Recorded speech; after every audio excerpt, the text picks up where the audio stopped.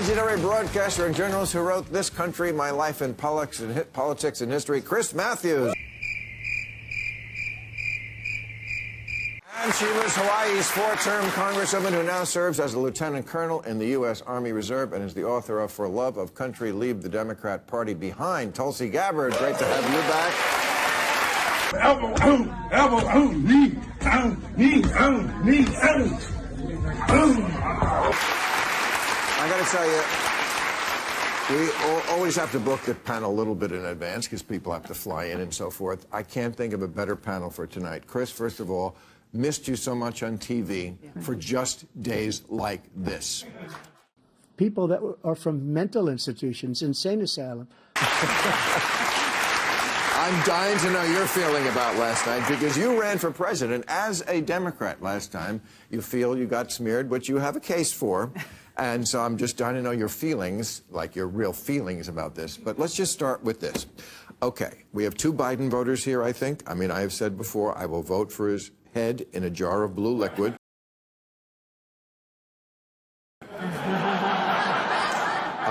And after last night, time to get the jar. I come from Scranton, Pennsylvania. I come of a household where the kitchen table, if the things weren't able to be met during the month, it was a problem. But I know you're not a Biden voter, but just pretend that you are for a minute, just for the sake of the party. What should they do? Replace Biden or not? Yes or no?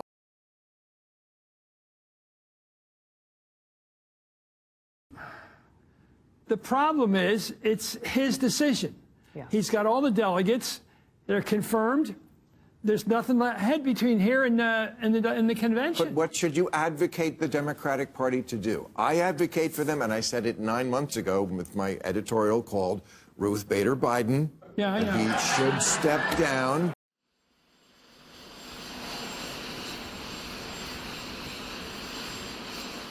That's my position. That's some people's position today. I think I just heard before I went on that the New York Times editorial board is asking him to step down. Is President Biden considering stepping down? Absolutely not. And then there's other people. I heard all the surrogates last night. Obama, Gavin Newsom said, no, stick with the guy.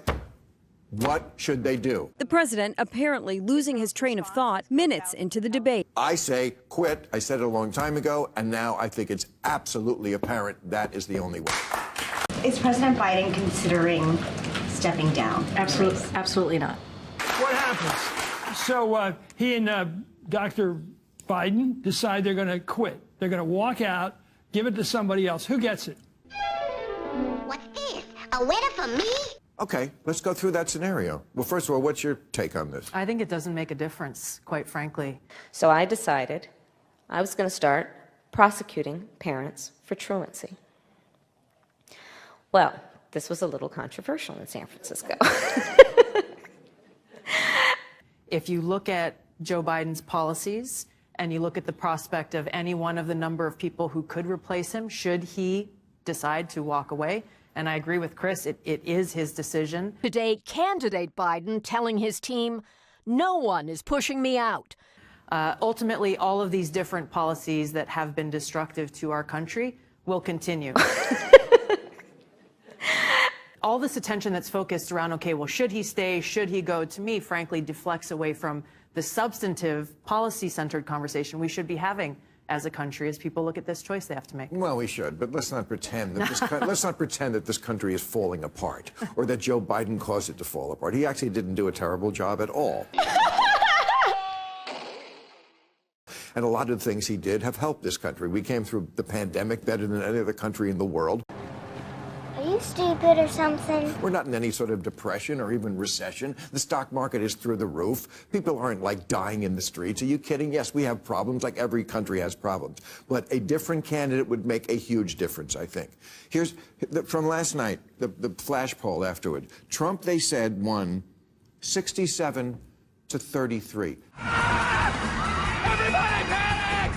Oh my God! 33. That number rings in my mind because you know what that number is? That's the number you always see, very close, 33, 34, 32, of the people who are just always with their party. Right. I mean, that is Mrs. Goebbels in the bunker number. You work for me, remember? I know what you get. You're a damn credit risk. All right, just get the hell out of here, huh? I got a guy.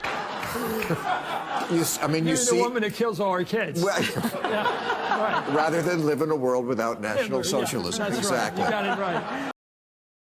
You see it on the right. They used to call them birchers, birthers, Tea Party, whatever, MAGA Nation, whatever. They never move. And now I feel like that's a third of the Democrats who are like, they're going to stick with this guy and they are going to regret it. He is going to lose.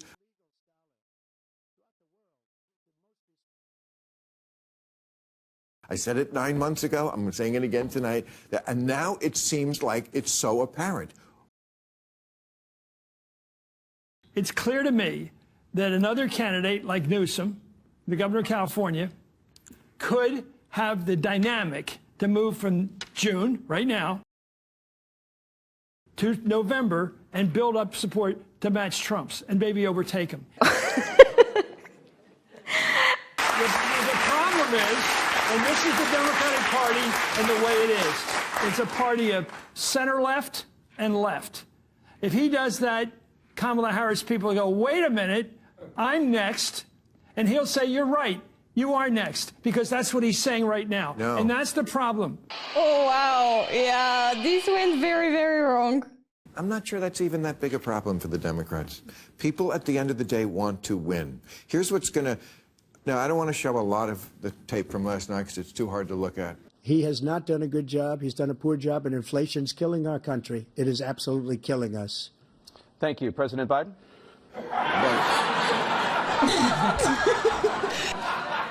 But just show this one thing. We picked out one thing. Just for people who don't watch, and they watch this show to catch up on the news, this is what the Republicans are going to show from now until Election Day. Eligible for what I've been able to do with the with the COVID, with dealing with everything we have to do with, look, if we finally beat Medicare. Thank you, President Biden. President Trump? Well, he's right. He did beat Medicare. He beat it to death. You see the head, the way he turned that head? He wanted to, he knew the two-shot would be up there. He wanted to have his head turning like, let's watch the guy show how crazy he is. He's looking for it. Look, this election. You're blaming that on Trump? Wait, what? No, I'm watching his theatrical ability. He is playing this. Okay, but he didn't have to do anything. I mean, he came out, it reminded me of when Mike Tyson used to knock guys out in 90 seconds. I wonder if that's a change of plan with what a left hook. Like, that was like 2 minutes into the debate, and I went, oh, this election is over. And that's all. It's over. I mean, that was like a haymaker, right? Look, I'm watching the guy. He is so fast on the trigger. I watched him. He comes up with, well, he pulled out of Afghanistan in a disastrous way. That's true. He didn't fire anybody. He didn't fire Jake Tapper or any of the generals. Then he'll throw in, oh, by the way, illegal people can get Medicare and Social Security. No, they can't. He just throws in the lies. He mixes up the lies with some truth. Yeah, then Obama, I'm sorry, Biden is not smart enough to keep up with him. He just can't keep up with him. Well, isn't that the whole point? Yeah. You need a guy to keep up with them. I mean, I feel like the whole rationale for Biden running has always been, I'm the only guy who can beat him. Yeah. Now I think it's inverted. I think he's the only guy who could lose to him. I think you're 7 states have no legal restrictions on how far into a pregnancy a woman can obtain an abortion. Or the guy who's, sure, oh, you agree. So shouldn't they replace him? I'm talking about what has to happen but probably won't. What you want to happen won't happen. I don't know. You know, I keep hearing all day from these Democrats defending this, like, we can't abandon Joe Biden. What about me? I feel abandoned. I feel abandoned. I have nobody to vote for. Look, I just want to say one thing, and I'll get out of the way.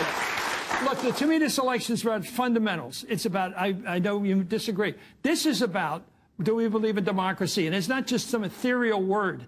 Do you believe in the person who gets the most votes in the Electoral College should be president? We've had guys like Nixon, who threw in the towel after Chicago and what happened in Texas with Johnson, and Hillary Clinton had to throw it in after James Comey makes his phone call 11 days out.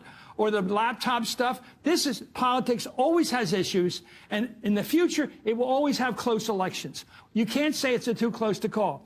Trump did not admit he lost in 2020. That's my main issue. And all around the world. I was in a Peace Corps out there. I always brag to myself. I'd say, you know, we got these countries like Zimbabwe, and they're just starting off in democracy. But there's always some clown who says it was a fixed election or it was rigged. That's a joke. In our country, there's always somebody who on election night, whether it was Adlai Stevenson or somebody, would come forward and say, John McCain, you know, or Hillary Clinton the next morning, and she sat at the Hotel Pennsylvania and said, I lost. Yeah. That's what Americans should do. You have to say, I lost. Well, because that's what makes the system work. I couldn't agree more. So that's a good question for you. Well, I think that I disagree with you. I think that there are very serious issues that a lot of these swing voters who are still undecided are considering as they look at the Biden administration's policies and the policies that will continue, whether it's Joe Biden or someone else replaces him, whether it's issues like border security or the insanity around the destruction of Title IX and the rejection of, you know, a boy is a boy and a girl is a girl. I'm not here to talk about my transition.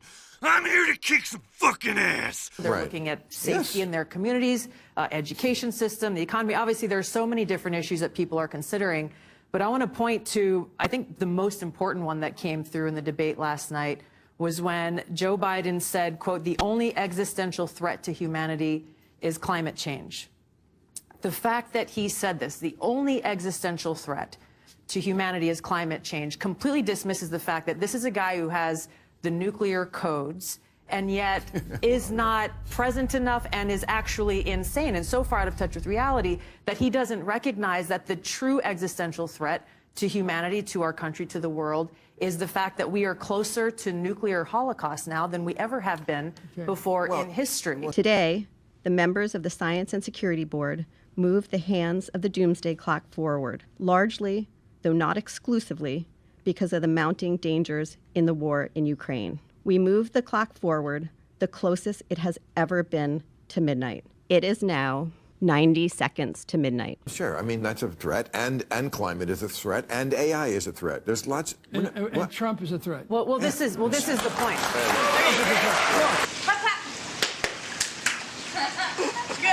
deal.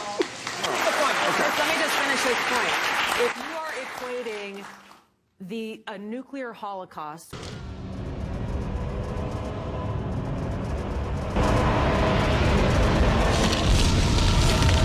where we will see children and mothers and fathers, their skin melting off.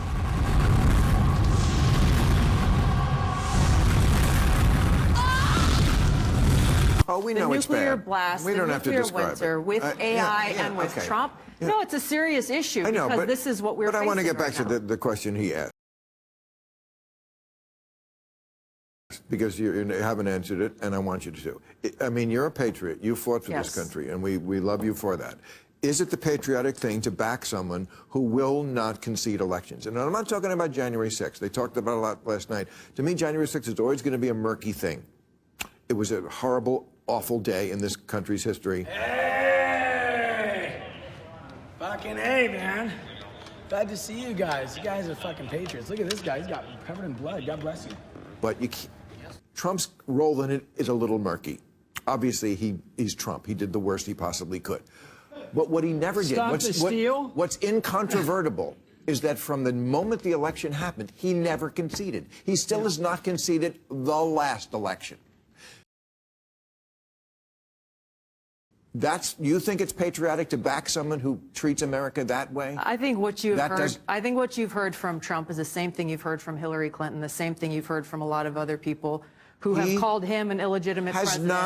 That's who not. Said she never won. You know, she did not. No, that's over there. That's over there, Tulsi. Please disperse.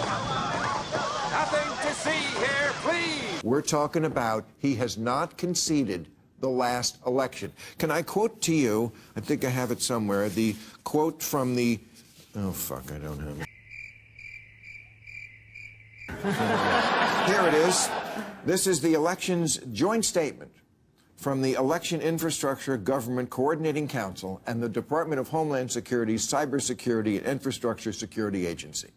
The November 3rd election was the most secure in American history. There is no evidence that any voting system deleted or lost votes, changed votes, or was in any way compromised.